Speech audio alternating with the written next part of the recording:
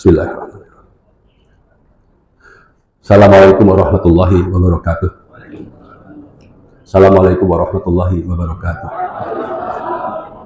Alhamdulillah rabbil alamin. Wa bihi nasta'inu ala umuri dunya waddin. Allahumma shalli wa sallim wa barik ala sayyidina Muhammadin wa ala alihi wa sahbihi ajmain.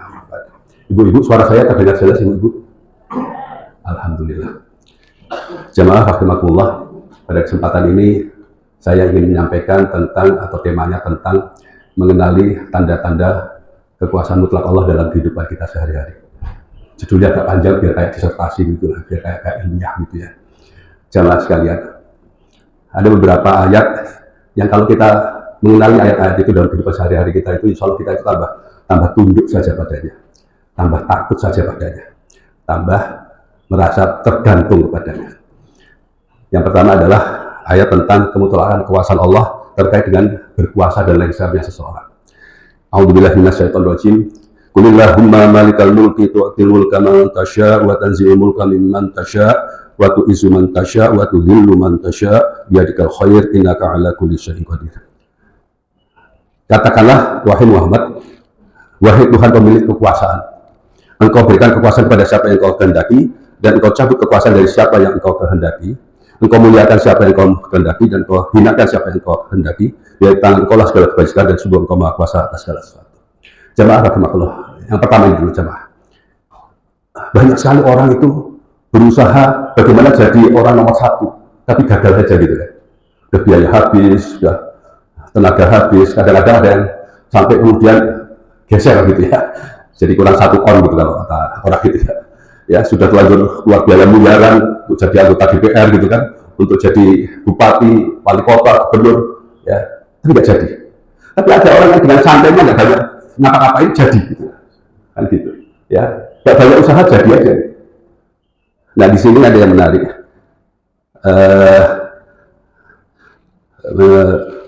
Buatan ji'umul kami mantasya, dan dia mencabut kekuasaan dari siapa? Dari sebagian siapa yang dia kehendaki. Kalau mencabut kekuasaan itu ya nggak harus seperti hal yang mengangkat gitu ya. Ini betapa telitinya ayat Allah. Cabut kekuasaan itu bisa karena habis masa waktunya gitu kan, atau karena meninggal gitu kan, ya cabut aja gitu ya. Tapi ada juga yang dicabutnya itu betul-betul nggak terduga. Siapa yang menduga bahwa Presiden Soeharto akan lengser beberapa bulan saja sejak dari pemilu? Ya mas ya, kan nggak menduga tuh, nggak menduga. Cuma menang mutlak kok, menang mutlak di MPR itu waktu itu. Tapi siapa yang menduga? Bahkan orang-orang yang menjadi promotornya pun ikut menjatuhkannya. Ya, seperti waktu itu kita mengenal Menteri Penerangan kita gitu ya, waktu itu ya, ikut menjatuhkannya. Itu seperti itu. Siapa yang menduga? Sakitnya itu dijatuhkan begitu itu. Ya, jadi memang di dalam itu ada rahasia kekuasaan Allah. Ada kekuasaan di tangan Allah. Mukanya apapun kita berusaha, ya, pada akhirnya kita tahu jadi atau tidaknya itu di tangan Allah. Ada juga orang yang sudah dapat pemberitahuan akan dilantik besok pagi-pagi sudah berangkat akan menjadi wamilki, tahu-tahu dibatalkan. Banyak saja, ya. Jadi betul-betul ayat ini bekerja sepenuhnya kalau kita menyadarinya. Tapi kalau yang nggak menyadarinya, lantas apa? Lantas ke dukun gitu kan, minta supaya jadi gitu kan, lantas tebar pesona di subuh hari gitu toh, nyebar berbagai amplop gitu kan, itu seperti itu. Tapi kalau dia menyadari ini bekerja tanda-tanda kekuasaan Allah, dia tahu, dia pasrah. Dia mungkin akan berusaha, tetapi hanya sekedar berusaha sepantasnya saja, misalnya untuk syiar saja bahwa dia bersedia. Gitu. Tapi enggak yang kemudian berusaha sehebat-hebatnya begitu ya, seolah-olah dia bekerja untuk mencapai kekuasaan itu di luar bekerjanya kuasa Allah. Kemudian yang kedua, hujan, ya, menurunkan hujan. Alam tara annallaha anzala minas samaa'i ma'an fasalakahu yanabi'a fil ardi summa yukhriju bihi zar'an mukhtalifan alwanuhu summa yahiju fatarahu musfarran summa yaj'aluhu hutama inna fi dzalika lazikra li ulil albab. Tidakkah engkau memperhatikan bahwa Allah menurunkan air dari langit lalu diaturkan menjadi sumber-sumber air bumi? Kita kadang-kadang ketika hujan ya alhamdulillah, tapi nggak berpikir bahwa itu ada bekerja kekuasaannya gitu loh. Kadang-kadang berpikirnya ya kok masih hujan ya, ini padahal baru musim kemarau gitu kan, atau kebalikannya. Tapi nggak berpikir kita itu nggak sampai mengenal bahwa itu bekerja tanda-tanda kekuasaan mutlaknya. Ya. Kemudian ditemukannya dengan air itu tanaman-tanaman yang bermacam-macam warnanya. Ini juga Mau sebagus apapun agrosistem suatu negara, tetap bekerja kekuasaannya. Mau seperti apapun cara penanamannya, termasuk rekayasa genetiknya, tapi tetap bekerja kekuasaan. Yang namanya cloud seeding, yang namanya usaha menciptakan air hujan itu maksimal cuma 20% kok berhasilnya. Alasannya macam-macam, tergantung kelembapan, tergantung angin, tergantung air, tergantung banyak hal. Mestinya ya tergantung kehendak Allah gitu. Ya, nanti kita akan tahu membedakan bagaimana sesuatu yang dimandatkan atau di kekuasaan yang didelegasikan pada manusia dan mana yang masih tetap di dalam genggamannya. Nanti kita akan tahu membedakannya bagaimana. Termasuk tumbuh-tumbuhan, dengan hujan itu tumbuh-tumbuhan tampil itu keluar dari bumi. Ini menyadarkan kita, tumbuh-tumbuhan itu kan super primer bagi kehidupan makhluk di muka bumi. Nah, ini juga menjadi pelajaran bagi kita. Allah itu sebelum menurunkan Nabi Adam alaihissalam ke muka bumi ini sudah ditanam dulu hutan, ditanam dulu tanaman makanan gitu ya, baru diturunkan. Kita ini seperti saya misalnya gitu ya, nggak usah kita lah saya lah gitu ya, pengen ternak domba gitu ya, super ternak dulu baru cari makanannya gitu, salah itu. Ya, mesti cari dulu makanannya, bagaimana sumber makannya, baru kemudian siapkan binatangnya gitu. Ya, ini sistematik bekerja itu bisa meniru juga dari tanda-tanda kekuasaan Allah. Allah juga begitu, turunkan hujan. Jadi nggak ada yang namanya tanah bisa tumbuh tanpa hujan. Ini bagian dari kesadaran kekuasaan Allah juga. Nggak ada itu, nggak ada ceritanya. Kalau kita perjalanan dari Mekah ke Madinah, paling tidak kita akan lihat kiri kanan itu nggak seperti kita melihat bagaimana kalau kita perjalanan dari Jakarta ke Cikampek, yang kita masih lihat betapa hijau royo-royo gitu ya, tanaman padi-padian gitu, tumbuh-tumbuhan kiri kanan. Soalnya itu ya hitam coklat gitulah, gersang sekali. Kenapa? Nggak ada hujan. Jadi kesadaran bahwa hujan itulah menumbuhkan itu mesti ada dalam rasa kita, bukan ya jelas nggak hujan, ya nggak jelas nggak tumbuh, nggak ada hujan. Itu seolah-olah hanya urusan sesuatu yang sifatnya kasat mata belaka gitu ya. Padahal ada sesuatu kekuasaan di balik itu. Termasuk tumbuh-tumbuhan. Kita merasa kitalah yang menanam, seperti dalam surat Al-Qalam gitu ya. Seolah kita yang menanam, terus kita yang memanen gitu. Siapa bilang kita yang menumbuhkan? Menanam dia tapi nggak menumbuhkan juga itu. Bagaimana dia dari tunas harus menjadi besar, tumbuh besar sampai berwarna-warni? Bisa nggak kita merubah warnanya kalau kita yang menumbuhkan? Dari hijau menjadi kuning, dari kuning menjadi hijau, kan nggak juga. Kalau kita sadar itu semua itu sesuai ayat tadi itu kekuasaannya bekerja gitu. Termasuk mau tingginya berapa, itu kekuasaannya bekerja di situ. Kalau kita mengenali kekuasaannya bekerja seperti apa. Termasuk nanti hancur berdelai-delai. Nah kalau kita menghancurkan itu kan didorong-dorong itu digulung-guling itu kan jatuh gitu kan. Ya Allah enggak. Ya, dibuat kering pelan-pelan gitu. Bisa kita membuat kering padi pelan-pelan gitu. Ya, bisa. Itu seperti itu. Termasuk menumbuhkan pohon-pohonan ya. Ini yang sering dibaca oleh Ustaz Hidayah, Yohanes Su'budu Rabbakum alladzi khalaqakum waladina min qablikum la'alakum tattaqun. Alladzi ja'ala lakumul arda firasyan was samaa'a binaa'a wa anzala minas samaa'i ma'an fa akhraja bihi minas samarati rizqan lakum fala taj'alu lillahi andada wa antum ta'lamun. Jangan kita membuat andada, membuat tandingan. Oh ya sudah dijelaskan di ayat di kata-kata sebelumnya. Allah lah yang menciptakan manusia. Kemudian dengannya Allah juga menjadikan bumi sebagai hamparan, kemudian langit sebagai atap, terus menurunkan air hujan dari langit lalu menghasilkan air hujan itu buah-buah sebagai rezekimu dan seterusnya. Itu nggak ada ceritanya bahwa ada selain Allah yang menurunkan hujan. Nggak ada ceritanya bahwa selain Allah ada yang bisa menumbuhkan buah-buahan, tanaman-tanaman sebagai sumber kehidupan super primer bagi binatang ataupun manusia di atas muka bumi. Nggak ada ceritanya itu. Karena itulah fala, maka janganlah Allah mengatakan pada kita, taj'alulillahi andada. Engkau menjadikan bagi Allah itu andada, sesuatu yang kita andalkan selain Allah. Entah teknologi apalah, seolah-olah dengan teknologi itu, dengan kemampuan itu, kita bisa mengambil sebagian dari kekuasaan mutlak tadi itu. Kita disadarkan betul, jangan, mau coba bayangkan itu. Panen raya gitu ya, panen besar apa yang dilakukan pada kalangan tertentu. Stabil, apa yang dilakukan sebagian masyarakat? Setelah panen raya itu dilakukan apa? Apa bumi itu loh, apa? Tabur bumi atau apa gitu? Sedekah bumi ya, coba bayangkan itu. Seolah-olah itu ada gitu loh. Makhluk lain yang bikin itu subur, kemudian bisa kita panen sehebat-hebatnya. Ini kan salah di otak itu. Salah terguna. Jadi Anda itu seperti itu. Fokus saja bahwa itu yang minta hujan ya Allah, yang menyembuhkan namanya ya Allah. Ya kok kemudian kalau kita bersyukur pada Allah bagaimana ceritanya gitu? Ya, kalau kita fokus di situ aja, tidak serong kemana-mana, ya tidak akan terjadi. Tapi karena kita kurang mengenali bekerjanya tanda-tanda kekuasaan Allah, jadi seperti itu. Kemudian lagi, mematikan dan membangkitkan. Kaifa takfuruna billahi wa kuntum amwata fahyakum summa yumitukum summa yuhyikum summa ilaihi turja'un. Bagaimana kamu kufur pada Allah, pada kamu asalnya mati, artinya tidak bernyawa. Asalnya kita kan tidak bernyawa sebelum menjadi sebelum menjadi jamin gitu kan, yang pada umur tertentu aja jamin belum bernyawa gitu kan. Asalnya kan kita ini kan mati, maksudnya mati itu tidak bernyawa gitulah. Kemudian menghidupkan kamu menjadi bernyawa, terus cabut nyawanya lagi, lalu dihidupkan kembali, kemudian kemudiannya lah kamu kembalikan. Itu seperti itu. Nah, kalau kita menyadari seperti itu, betapa kita itu, nyawa kita ini 100%, nggak kurang dari 100% itu betul-betul terjadi pada itu. Kan begitu. Ini kan bandingannya beginilah. Kadang-kadang kita itu ada karyawan atau pembantu rumah tangga, pecah kesal derek gusti gitu, maksudnya itu pecah kesal derek tuan gitu kan. Ya kok pecah kesal gitu. Dia membayangkan seolah-olah kalau nggak karena tuannya ini mati keluarga itu. Ampun kan kok gini. Mau dari mana itu rezeki yang kita peroleh itu tetap mati, hidup kita itu di tangan Allah. Kalau kita paham, kalau kita sadar, nanti bukan hanya mati hidup, bahkan sekitar rezeki. Rezeki kita itu mau dapat dari orang yang beriman atau dapat dari orang kafir, rezeki itu tetap darinya. Ada yang berdasarkan izin semata-mata darinya, ada yang bukan hanya sekedar izin tapi juga ridhonya.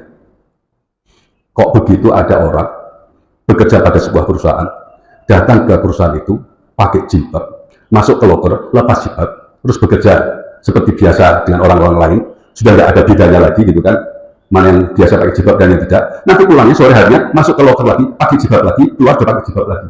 Nah ini bagaimana ini? Kesadaran rizki itu datang dari Allah, untuk mati dari Allah itu di mana gitu loh. Pernah kita nggak cerita seperti itu? Atau lebih dari itu, bahkan bersedia untuk murtad di pekerjaan nggak ada. Naudzubillah min dzalik. Mengapa ini bisa terjadi? Karena tidak menyadari bekerjanya kekuasaan Allah pada diri kita. Ya, semua itu seolah-olah sesuatu yang sifatnya itu profan saja, sesuatu yang bisa dilihat kasat mata saja, tidak melihat adanya sifat yang sifatnya ghaib, ya, sesuatu yang sifatnya ghaib di balik itu semua. Memang karena itulah penting di ayat-ayat awal itu dikenalkan tentang yang ghaib pertama kali itu di Al-Baqarah itu. Kalau kita kaitkan dengan surat Al-Baqarah ayat 258, apakah kamu tidak memperhatikan orang yang berdebat Ibrahim tentang Tuhannya karena telah memberinya kerajaan? Ketika Ibrahim berkata, Tuhanku ialah yang menghidupkan dan mematikan. Kemudian dijawab oleh kaumnya, aku dapat menghidupkan dan mematikan, kata Raja Namrud kalau saya tidak salah. Ingat di sini tuh. Ini aku pun dapat mematikan, menghidupkan dan mematikan. Menghidupkan itu artinya tidak dibunuh, maka menghidupkan. Dan mematikan ya berarti dibunuh gitu lah. Ini menghidupkan dan mematikan ini ya, ini logical fallacy kalau sekarang ini dibilang gitu ya. Kesesatan logika gitu ya. Nah kalau yang seperti ini nggak usah jauh-jauh ya debatnya. Ya, orang yang begini ini nggak usah jauh-jauh mendebatnya. Maka Ibrahim yang mengatakan, maka sungguhnya Allah mendebatkan matahari dari timur, terbitkanlah dia dari barat. Ya di syamsi minal masyriq fa'ti biha minal maghrib. Itu seperti itu. Ya dia kemudian nggak bisa jawab. Ya seperti Nabi Musa gitu ya, didebat oleh Fir'aun gitu. Aku Tuhan gitu kan, kata Fir'aun gitu kan. Ini perlu dicatat ya. Fir'aun berani mengatakan aku Tuhan gitu ya. Nabi Isa ataupun Yesus tidak pernah satu pun di dalam Bible mengatakan seperti itu. Ya, ini perlu direnungkan betul ya. Tidak pernah sekalipun.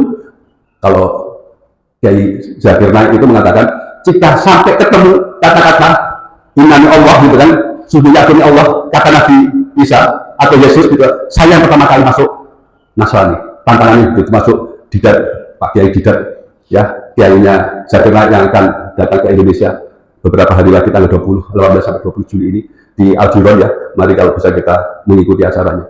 Itu seperti itu. Ya. Jadi termasuk Nabi Musa, aku ini Tuhan. Siapa Tuhan? Tuhanku adalah Tuhanmu dan Tuhan Bapak. Tuhan Bapakmu ya gitu.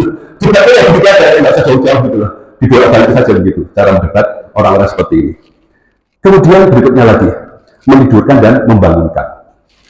Allahu yatawaffal anfusa hina mautiha walati lam tamut fi manamiha. Allah memegang jiwa orang ketika matinya dan memegang jiwa orang yang belum mati di waktu tidurnya. Al-ayah. Coba saya mau tanya Bapak Ibu sekalian, sama apa tidak? Ini pernah saya sampaikan di kultum hari Ahad gitu ya. Sama apa tidak? Aku mau mandi, aku mau makan, aku mau ganti baju, dengan aku mau tidur. Nah, Pak Didi, sama tidak? Aku mau mandi, aku mau makan, aku mau ganti baju, aku berangkat, aku mau pulang, dengan aku mau tidur. Sama tidak? Malamnya saya nggak bisa tidur. Itu jawabannya terus itu. Kita mau mandi atau mau berhenti, bisa kita lakukan. Tapi yang namanya tidur, perhatikan ya. Mau tidur kayak apapun, bisa tidak tidur. Tidak pengen kayak apapun, bisa tidur. Terus kalau memang tidur itu seperti mau makan, mandi tadi itu, maka kita bisa berkata, aku tak bangun. Bisa nggak? Aku mau bangun tadi. Ya berarti tidak tidur. Maka itu Allah mengatakan, dia yang membangunkan dalam keadaan mati tadi, dilepaskan tadi nyawa ke dalam tubuh, diaktifkan kembali, di switch on lagi oleh Allah. Allah yang switch on kita itu. Ini kan berlaku ya tanda-tanda kekuasaan mutlak Allah pada diri kita. Ya Pak, mana bisa kita itu beneran pengen tidur terus, ya itu yang bisa kita lakukan apa? Yang bisa kita lakukan adalah menyiapkan diri sebaik-baiknya agar Allah menidurkan kita. Begitu loh riwayatnya itu. Kalau tidak seperti itu, ya repot kita ini, susah gitu. Makanya ada orang yang insomnia gitu. Alhamdulillah saya ini kalau tidur itu yang termasuk cepat lah gitu. Ya, saya doa, saya zikir ini gitu kan. Ya. Sampai kadang-kadang saya berpikir gini, ya Allah, lebih tidak penting betul aku bisa tidur atau tidak. Yang penting dalam usaha untuk tidur aku zikir padamu gitu. Itu lebih enak. Malah itu boleh kejadian. Daripada maksa-maksain tidur itu malah agak sulit. Itu seperti itu. Baik. Kemudian lagi, ini Allah itu mengantarai, Allah itu memisahkan antara orang dengan kolbu. Jadi yang sore dibaca oleh Ustaz Kuriba itu ya. Ya ayyuhalladzina amanu stajibu lillahi wa lirrasul idza da'akum lima yuhyikum wa'lamu annallaha yahulu bainal mar'i wa qalbihi wa annahu ilaihi tuhsyarun. Wahai orang-orang yang beriman, penuhilah seruan Allah dan Rasulnya apabila dia menyuruhmu pada sesuatu yang memberi kehidupan kepadamu. Dan ketahuilah bahwa sungguhnya Allah membatasi antara manusia dan hatinya, dan sungguhnya kepadanya lah kamu akan dikumpulkan.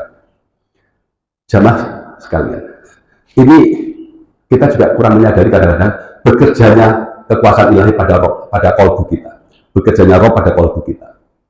Ya, ada wilayah pada diri kita yang tidak berada di bawah kekuasaan kita. Kalau kita tahu, yaitu apa? Kolbu kita. Itu sepenuhnya enggak. Makanya yang muqallibal qulub atau Nabi bersabda mengawali dan bersumpah demi zat yang menggenggam kolbuku gitu kan. Karena kolbu itu urusan Allah. Terus seolah-olah itu ada garis demarkasi antara kolbu dengan pemilik kolbu, makhluknya.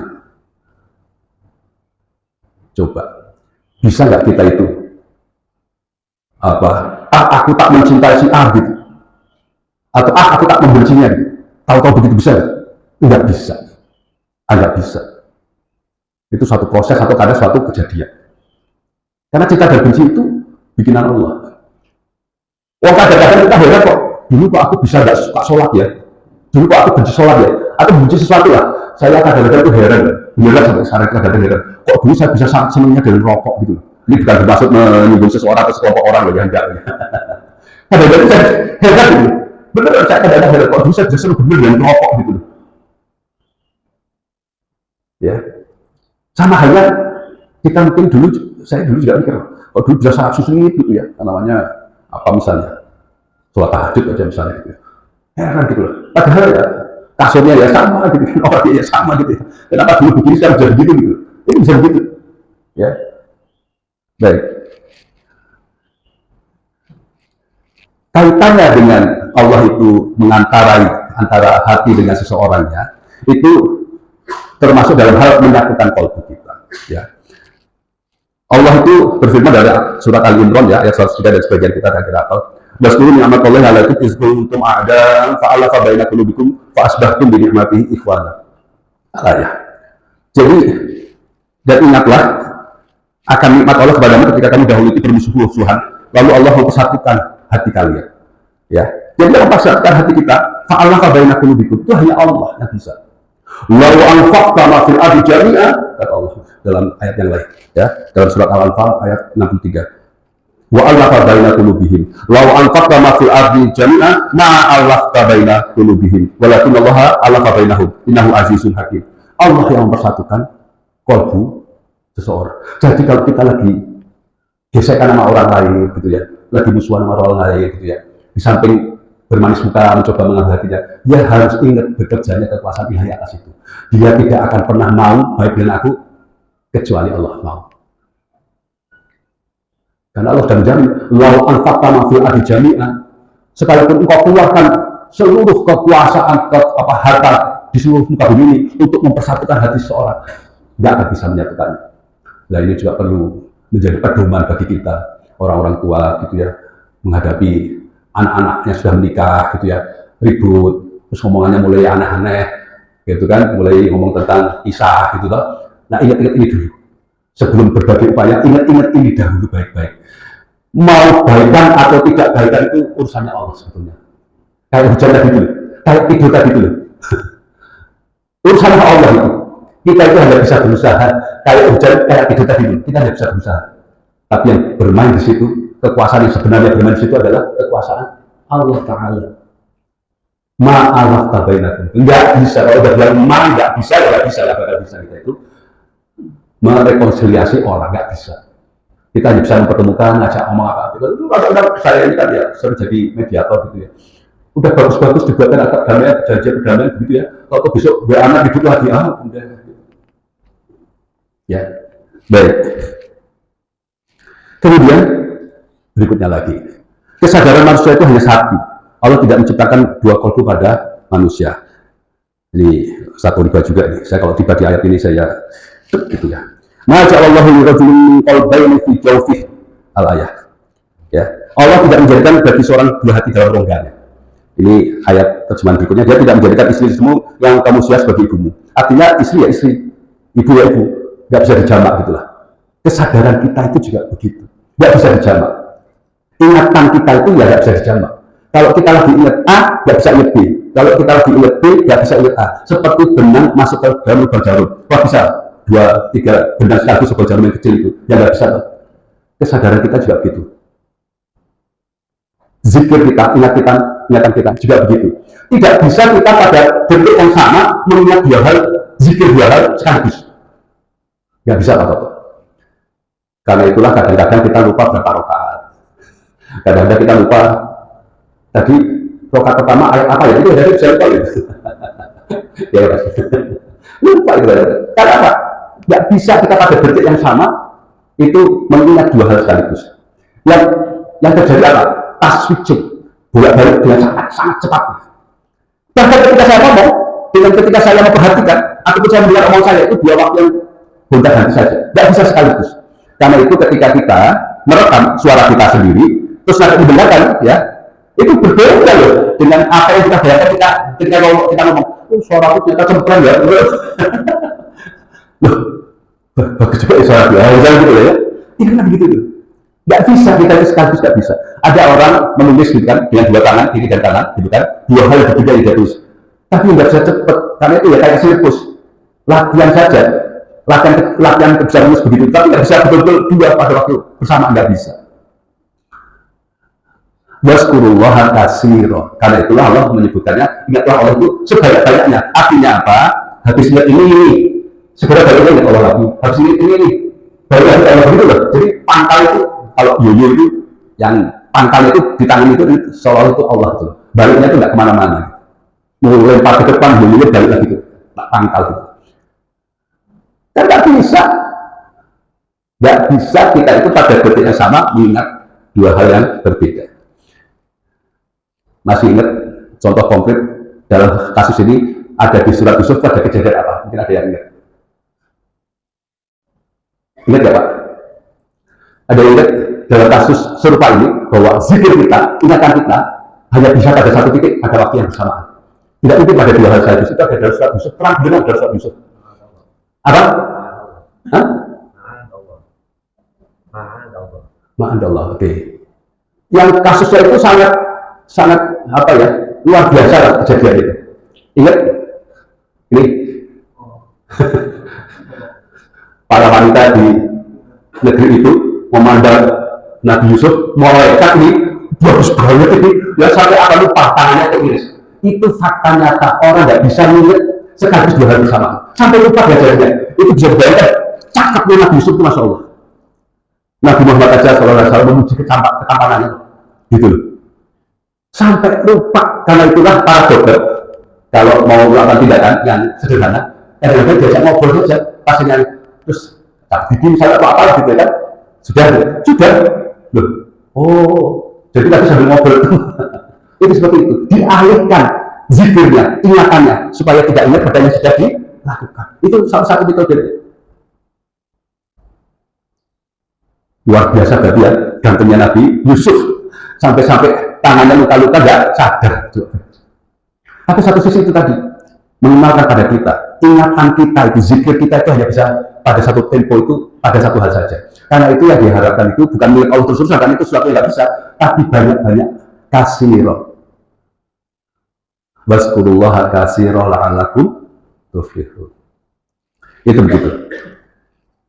Baik, jamaah rahimakumullah. Karena itulah maka di dalam sholat kita pun yang diharapkan itu memang khusyuk itu ya hanya zikir pada Allah. Wala zikrullahi akbar, makanya begitu. Inna sholata tanha 'anil fahsya'i wal munkar wala zikrullahi akbar. Artinya apa? Artinya yang namanya subhanallah walhamdulillah wallahu akbar itu hanya bisa kadang-kadang sekedar sebagai tasbih, tahmid, takbir, tapi tidak zikir. Lah gimana? Subhanallah sambil nonton TV. Ada Pak begitu. Subhanallah nonton TV. Itu berarti bukan zikir. Itu namanya tasbih, tahmid, takbir tanpa zikir. Lawan sholat aja kan waktu sholat zikir kan begitu.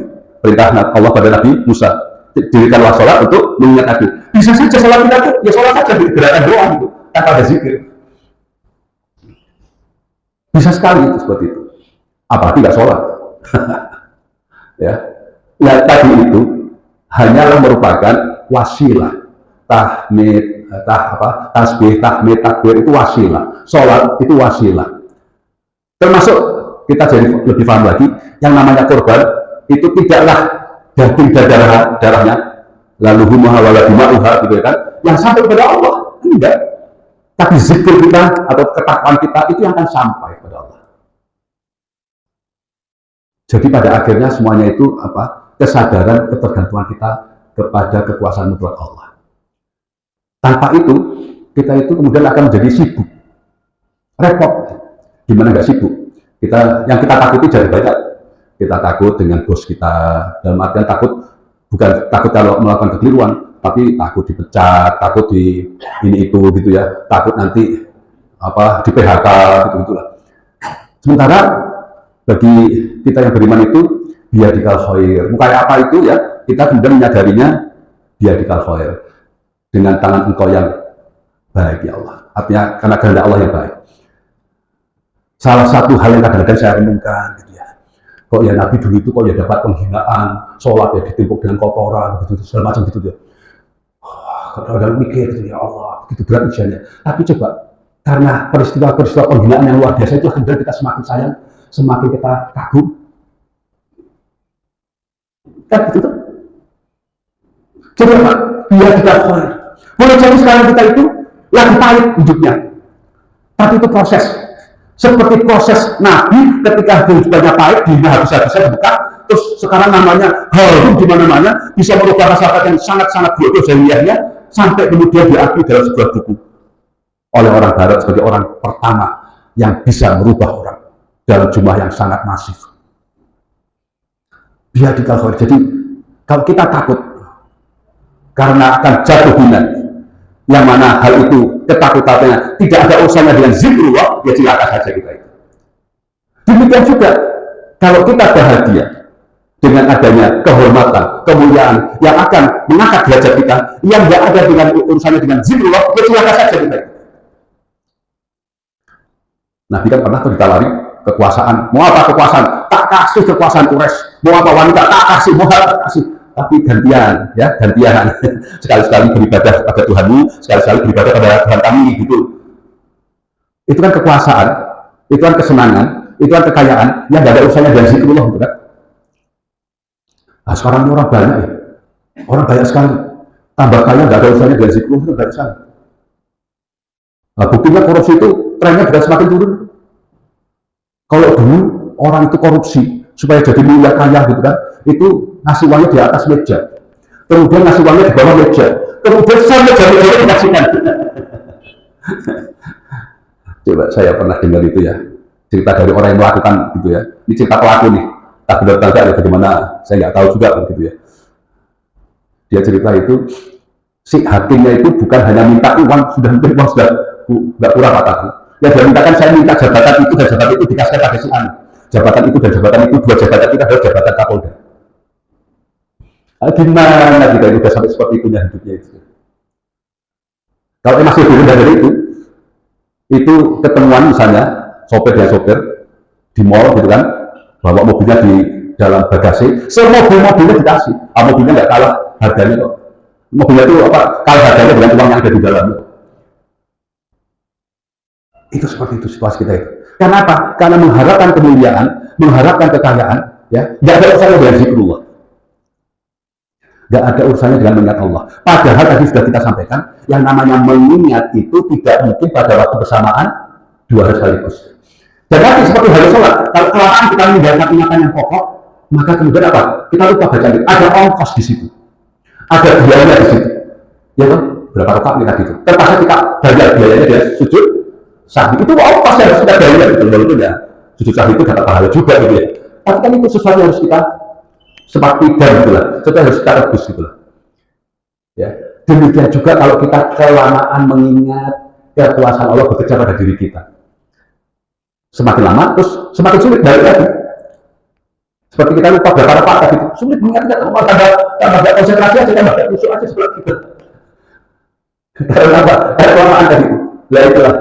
Naudzubillah, semoga nggak ada yang orang kelamaan nggak sholat, kelamaan tidak zikrullah, selama ada kita moga nggak ada. Tapi kalau dilihat dari wajah-wajah yang ada di sini, insya Allah ini malas kasih roh dalam minat Allah, insya Allah gitu. Nah itulah. Kok saya tunggu-tunggu bunyi juga ya? Masih berapa menit lagi yuk? 5 menit lagi? Ya, baik. Nah, ada yang sudah ke sana ada yang langsung. Sebetulnya sesinya belum dikasihkan, tapi saya malah alhamdulillah ada yang tanya gitu ya.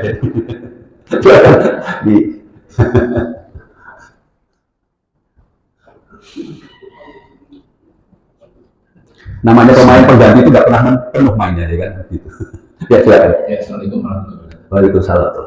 Karena tadi kodenya udah kode memberi izin. Iya, nangkep banget itu tadi. Jadi Ustaz, dalam pemikiran saya ini persoalan fiksi, pemilihan kata. Kalau tadi kan di awal judulnya ada menggunakan istilah kekuasaan itu mutlak gitu ya. Jadi seolah-olah ada yang tidak mutlak gitu ya, seolah-olah. Makanya dalam pemikiran saya semestinya, mohon maaf ini usulan atau pemikiran saya, bahwa pembicaraan tentang kekuasaan Allah ini harus didukung dengan kehendak Allah gitu. Ya, Allah pasti punya kuasa, tetapi belum tentu berkehendak. Gitu ya. Berkehendak.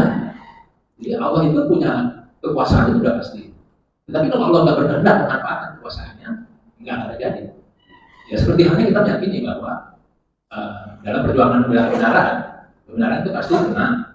Tapi kalau Allah belum berkehendak, kemenangan itu ada saat ini, ya nggak akan terjadi. Ya. Jadi mungkin ada penekanan bahwa memang kekuasaan Allah itu tidak ada batas. Tapi yang kita harapkan sebetulnya bukan sekedar memahami kekuasaan itu, tetapi kita meminta kehendak Allah. Gitu. Ya. Nah ini kira-kira perlu penekanannya menurut saya. Ya. Ya. Jadi mohon maaf kalau saya tidak berterima. Enggak tuh, benar saja. Tadi sudah saya sampaikan bahwa ada yang diizinkan Allah dan belum tentu ridho Allah. Seperti halnya setan sekalipun, ya, setan itu untuk menggoda manusia menyebutnya apa? Fabi izzatika, dengan izin ya Allah. Dia sadar betul tidak akan bisa manusia itu terpengaruh kalau tidak diizinkan oleh Allah. Itu seperti itu. Jadi memang seluruhnya seperti itu. Tetapi Allah itu memang pada beberapa hal itu memberikan free will, kebebasan bertindak pada manusia pada beberapa batas tertentu itu seperti itu. Nah ini di dalam kebebasan kita bertindak ini, ya sering-sering mengingat bekerjanya kekuasaan mutlak Allah pada diri kita. Agar apa? Agar kita itu ya ini kembali nanti kesadaran pada beriman pada takdir segala macam gitulah. Tapi tetap kita ketika tidur tadi itu bukan kemudian terus kita nggak menyiapkan diri untuk tidur, ya semakin susah tidur gitu kan. Kita pengen tidur tapi kok sambil ngopi sambil rokok, aku mau tidur tapi sambil ngopi sambil rokok, ya bagaimana bisa tidur dengan cepat gitulah. Ya mesti menyiapkan diri. Demikian juga kalau orang-orang itu memang mau beriman, ya niatnya beriman, ya Allah dia baca pelajaran agama begitulah, atau mau meningkatkan itu, menyiapkan diri. Begitulah kira-kira itu, ya menyiapkan diri. Tetap penentunya Allah, tapi kita itu menyiapkan diri supaya mendapatkannya. Begitulah kira-kiranya. Betul kok, nggak salah kok Mas. Oke. Pak kasih dulu. Ini maaf nih, nggak kelihatan. Assalamualaikum warahmatullahi wabarakatuh. Waalaikumsalam. Tadi Buya bicara mengenai seizin Allah. Kalau kita lihat misalnya ada contoh yang sangat ekstrim misalnya akan terjadi di Palestina. Jadi apakah Yahudi itu melakukan itu seizin Allah? Itu juga misalnya ada istilah-istilah di perbiaran. Jadi artinya seizin Allah itu bertingkat. Ada seizin Allah, tapi sebenarnya itu Yahudi itu sebenarnya tidak. Semua apapun yang terjadi di dunia seizin Allah. Tapi ada berupa laknat Allah. Tapi ada berupa pembiaran. Dan juga ada yang berupa seizin Allah yang dirahmati oleh Allah. Jadi tingkatan itu di mana itu? Assalamualaikum warahmatullahi wabarakatuh. Waalaikumsalam warahmatullahi wabarakatuh. Jadi memang ada yang paling gampang itu memahami itu izin dan ridho. Kalau kita itu kan radhiyallahu anhu wa radu an, kita kan memang mencari tidak ada sekedar izinnya. Seperti inilah orang tua misalnya, Pak, saya mau naik gunung, gitu kan? Wah, ini mau musim hujan ini, enggak apa-apa Pak, temannya banyak kok, soal aman gitu kan? Nanti aja kalau musim panas, Pak ini musim panas nanti nggak ada temannya Pak, besok gitu loh. Ya sudah, dibolehkan nggak? Izin aja, ridho nggak? Nah, susah kita melakukan itu. Gitu loh, ini gambaran kecilnya seperti itu. Tapi kalau kemudian, baik, ikut apa? Pakai nasional ini aja, tidak bapak. Oh, gitu loh.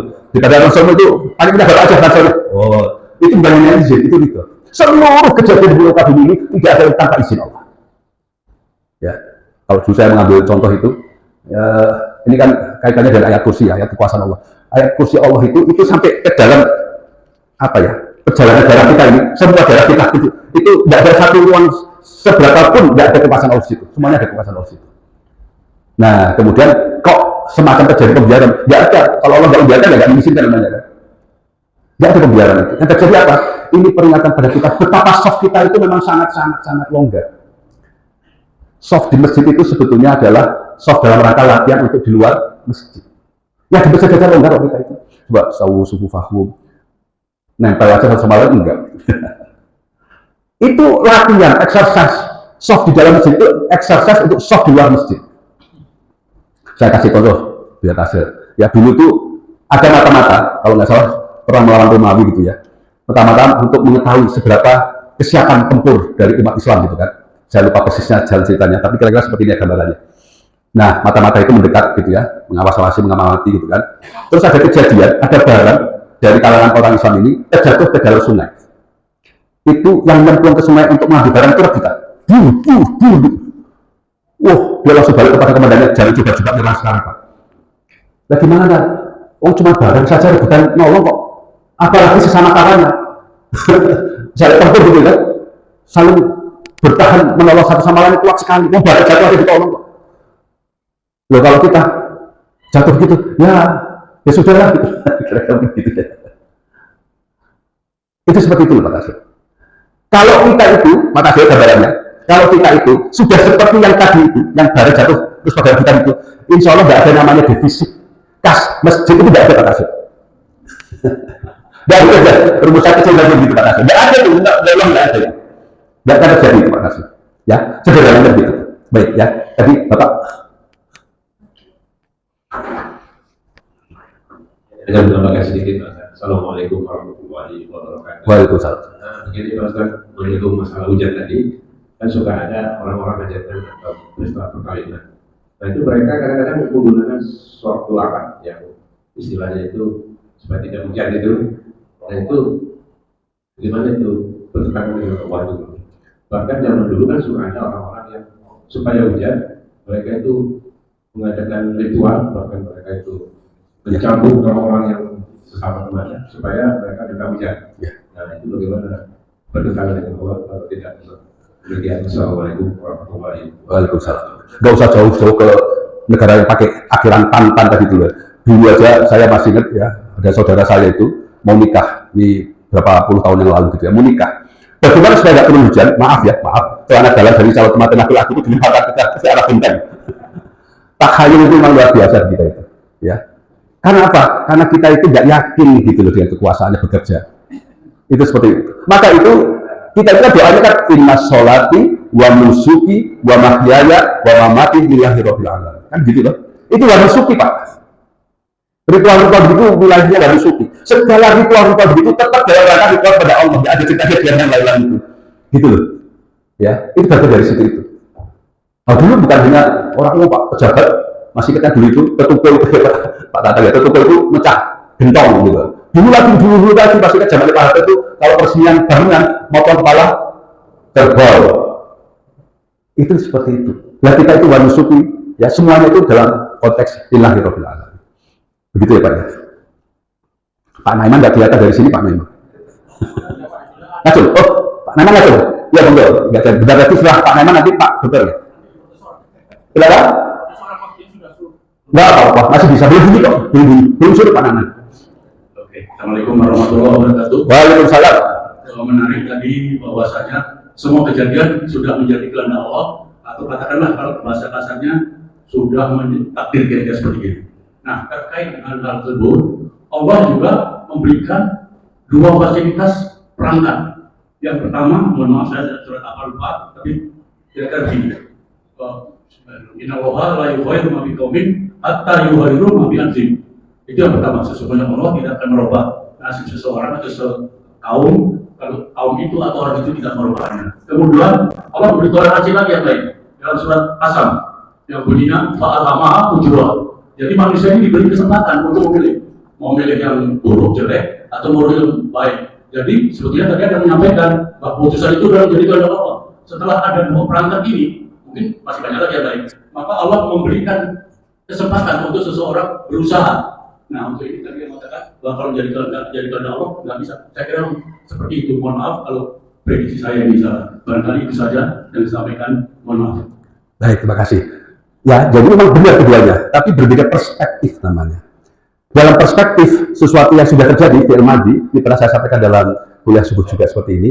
Itu semuanya itu sudah ditetapkan oleh Allah.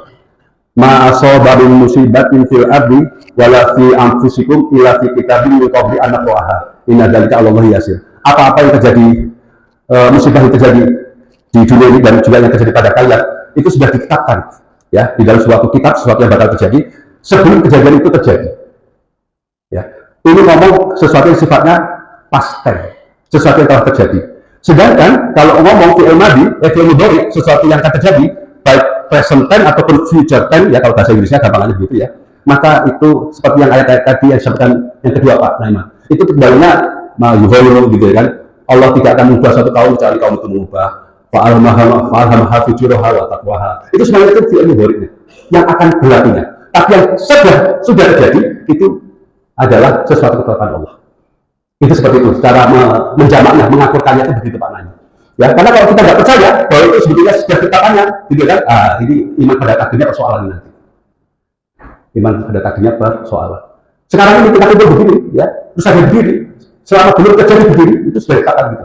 Itu seperti itu. Menjamaknya seperti itu. Yang satu fi'il madhi, yang satu fi'il mudhari. Seperti kita naik mobil atau berkendaraan. Secara umum kita melihat ke depan atau ke belakang? Ke depan. Sesekali kita introspeksi, kita lihat ke belakang. Jadi jangan coba-coba sering-sering lihat ke belakang, nabrak kita nanti. Ya, nabrak kita nanti. Begitu juga kita dalam memahami berlakunya kekuasaan Allah, takdir Allah itu jangan dipakai untuk ke depan. Nabrak kita nanti itu. Harus nanti jadi nggak ngapa-ngapain kita. Akan semuanya sudah ditetapkan oleh Allah. Sudah berusaha, terus sudah bekerja, nanti jadi salah. Gitu. Nah, Pak Dokter, silakan Pak Dokter. Assalamualaikum warahmatullahi wabarakatuh. Waalaikumsalam. Saya mungkin sedikit saya mengatakan sedikit hubungan dengan Palestina. Jadi kami punya rekan perempuan bekerja jadi sukarelawan di Palestina. Jadi saya bertanya, apa yang namanya nggak mungkin di kita tapi terjadi di Palestina. Beliau mengatakan, dok di sana itu bekas sesar 8 kali, atau lengketan 8 kali, perut dibuka nggak ada lengket, bersih. Oh, iya. Jadi kemudian yang kedua, kami juga tahu bahwa tingkat kembar di Palestina itu luar biasa tinggi. Jadi saya memahaminya gimana ya suatu kolektivitas doa ataupun suatu keinginan suatu bangsa. Jadi kan ini kan suku bangsa itu apakah bisa mempengaruhi tingkat kesuburan? Saya bertanya juga di dalam kenapa Jepang yang segitu maju, tetapi secara bangsa dia akan menyusut sama seperti Singapura. Nah kemudian yang saya lihat itu berarti kemudian yang dekat lagi Palestina itu HDI-nya, Human Development Index-nya itu di atas kita. Indonesia yang damai dan makmur, lebih makmur katanya. Tapi kenyataannya Human Development Index itu artinya tingkat kecerdasan, tingkat buta aksara dan berbagai macam bagaimana seseorang disiapkan untuk maju. Sehingga saya merasa bahwa mungkin kita sebagai muslim seperti kata Ustaz ya, Alwi, bahwa yang penting itu bagaimana bangsa itu menghadapi cobaan ya kita harus tangguh. Apapun hasilnya, tampaknya pemimpinnya ataupun bangsanya itu ternyata Allah memberikan jalan bagaimana yang mestinya dengan parameter-parameter yang mungkin orang barat pakai ataupun secara kolektif dipakai sebagai untuk mengatakan maju gitu ya, atau berkembang. Jadi itu apa namanya? Jangan khawatir, Allah punya kehendak dan jangan khawatir kita tetap berjuang. Ya. Dan itu sesuatu hal yang rasa makna dan itu tidak akan keluar. Maksud saya bertanya sama teman saya itu bukan sesuatu konsumsi yang akan ada di media massa, itu nggak ada. Saya tanya apa yang kamu lihat? Kami biasa beroperasi 8 kali, saya 8 kali, nggak ada apa-apa. Di tempat saya baru di Indonesia ini 1 kali 2 kali lengketnya mungkin sampai macam-macam. Ya semua itu bisa. Makasih dok. Ya baik sekali. Jadi memang kalau dalam perspektif kita apa yang terjadi itu pokoknya biadikal khair lah. Jadi walaupun sangat rapuhnya persatuan kita itu, tetapi kejadian pada yang ada sekarang di Palestina itu biadikal khair, ada kebaikan kemuliaan di situ itu. Faktanya memang karena diserang habis-habisan kemarin itu Gaza, itu secara statistik di dunia ini orang yang kemudian masuk Islam itu bertambahnya Gaza. Itu fakta. Itu seperti itu. Jadi tetap saja kita dari perspektif kita harus selalu mengucapkan biadikal khair. Gitu. Itu seperti itu yang tadi dokter contohkan, mereka harus kemudian kembali dan sebagainya itu memang seperti itu. Jadi seperti yang saya katakan, kalau saja dahulu Nabi tidak mendapatkan kehinaan dan sebagainya, mungkin orang yang masuk Islam justru akan tidak hebat sekarang ini. Ya, tapi karena mempelajari bagaimana keteguhan imannya, bagaimana akidahnya yang begitu mengguncang orang gitu ya, begitu kalau saja matahari tantangan bulan tampil nggak akan dahsyat sekali itu. Ya, di tengah kehidupannya yang penuh penderitaan, itu seperti itu. Saya kira itu menutup dengan baik pertanyaan terakhir tadi itu pengajian kita pada subuh kali ini. Kalau apa yang saya sampaikan benar itu datang dari Allah, kalau salah adalah datang dari saya pribadi. Astagfirullahaladzim. Mari kita tutup dengan doa kafaratul majelis. Subhanakallahumma wa bihamdika asyhadu an la ilaha illa anta astaghfiruka wa atubu ilaik. Assalamualaikum warahmatullahi wabarakatuh.